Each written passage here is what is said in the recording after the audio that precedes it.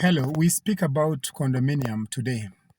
Condominium is basically about the usage of space and buildings communally. Some people call it condo.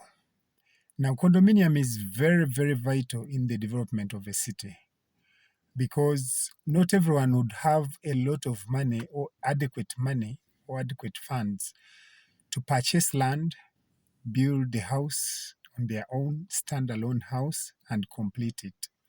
So condominium comes in to help regulate the affairs of people who choose to own property in a joint manner. You've seen some of these high-rise buildings in most of these Western cities. They are not owned by one person. They are guided by condominium. Now, in Uganda's case, the condominium law was passed way back in 2001, and it was amended in 2012. The purpose of the law was to guide the regulation of the development of property, especially where it is jointly owned. But even even some of the aspects of the property, for instance, the stairs, the recreation areas, the swimming pools, etc. All these, when you have a building that is jointly owned, the amenities that people share communally must be regulated. So if you're going to have a condominium, or what some people call condo, it must be guided by this law. And it's a very, very important law, except that it has remained inactive for all these years. We need to awaken government and tell government to really make sure that it is operationalized. There is no city in the world that will develop without a regulated condominium law. What does the condominium law state? It just gives power, it gives guidance to people who are sharing property on how they need to go about it. You have a property, you have a building, or you have land first, and someone comes and puts up the first floor. The other person will come and buy space on top of you and put up their own second floor, and on and on and on.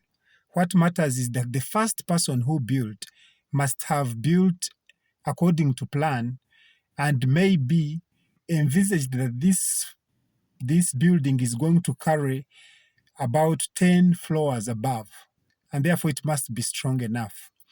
But also after building, it is going to be owned by several people, with each one owning their own part of the building. And this is where the regulation comes in. If it's not regulated, then you are going to have a lot of conflicts. So what are the advantages of condominium? Very many. It helps minimize the usage of space. In cities, what we lack most is space. So when you have a very good condominium law, it becomes easier to regulate the housing sector. It becomes also easier for people to build close to each other. There is maximization of space in terms of utilization. And so government needs to really support this law and operationalize it and make sure that people regulate where they stay without having conflicts. We think that if government can come up and support the condominium law, we will see high-rise buildings, a compact and dense city that is well planned, that is moving in the right direction. It stops cities that are going to be where you have so many people building vertically rather than horizontally. We think it's a very important law, and the government really needs to support it.